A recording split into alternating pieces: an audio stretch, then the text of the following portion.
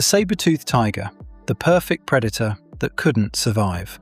Most people believe the saber-toothed tiger was the strongest cat to ever live. Surprisingly, that's not true.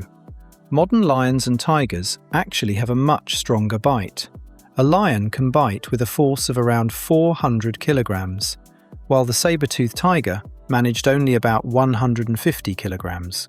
So how did this legendary predator dominate the food chain for nearly 3 million years? The secret wasn't bite force, it was precision.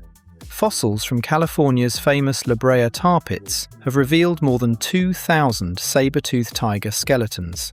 Around 1/3 of them had broken canine teeth, and almost every break occurred at the root. This tells scientists that the teeth weren't damaged by accidents. They most likely snapped when they struck the bones of struggling prey during a hunt. Although its bite wasn't strong enough to crush bone, the saber-toothed tiger was built like a living ambush weapon. It had an incredibly thick neck with massive muscle attachments, forelegs nearly twice as powerful as its hind legs, and enormous claws that could firmly pin prey to the ground. Its jaws could open an astonishing 120 degrees, allowing its 20-centimetre long canines to reach deep into an animal's throat. Instead of crushing its prey, the saber-toothed tiger relied on a fast, surgical attack. Imagine an Ice Age bison weighing over a ton, drinking peacefully at a waterhole. Hidden nearby, a 300-kilogram saber-toothed tiger waits silently.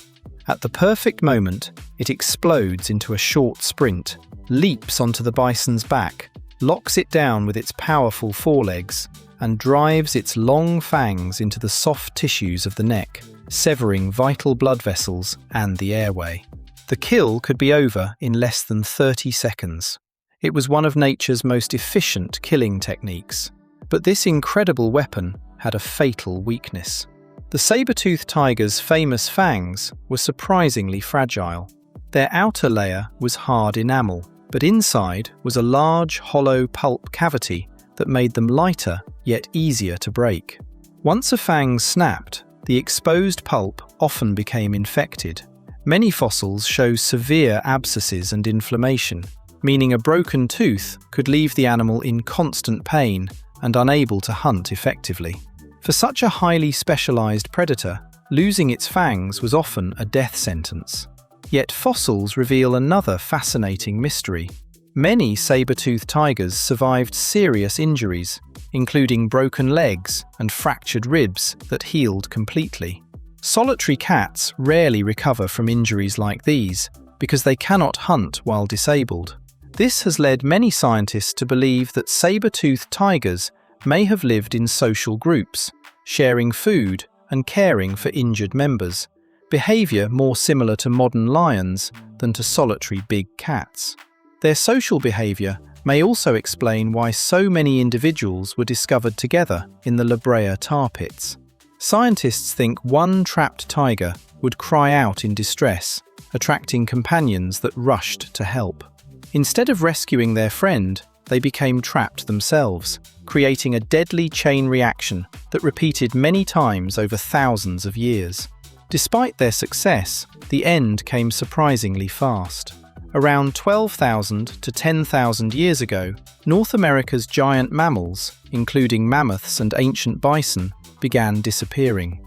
The saber-toothed tiger was perfectly designed to hunt these enormous animals, but it struggled to catch smaller, faster prey like deer and rabbits. Its heavy body, short, powerful legs, and specialized fangs made it an exceptional hunter of giants, but a poor hunter of agile animals.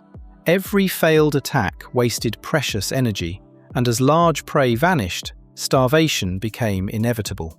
Eventually, the last saber-toothed tiger disappeared, not because it was defeated in battle, but because it could no longer adapt. Humans lived during the same period. We had no giant fangs, no massive claws, and we couldn't outrun most animals, yet we survived because we adapted. When large game became scarce, we hunted smaller animals.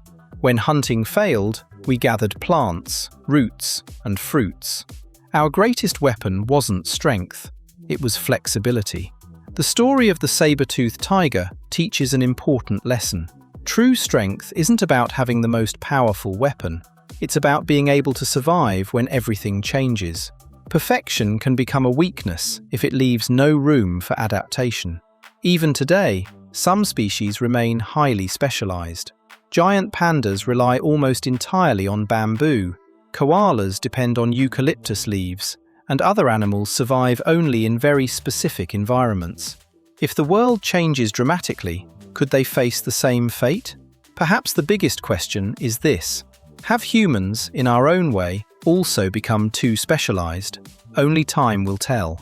If you enjoyed this fascinating journey into the Ice Age and want to discover more incredible stories about prehistoric animals, evolution, and the natural world, don't forget to like this video, subscribe to the channel, and turn on the notification bell so you never miss our next adventure.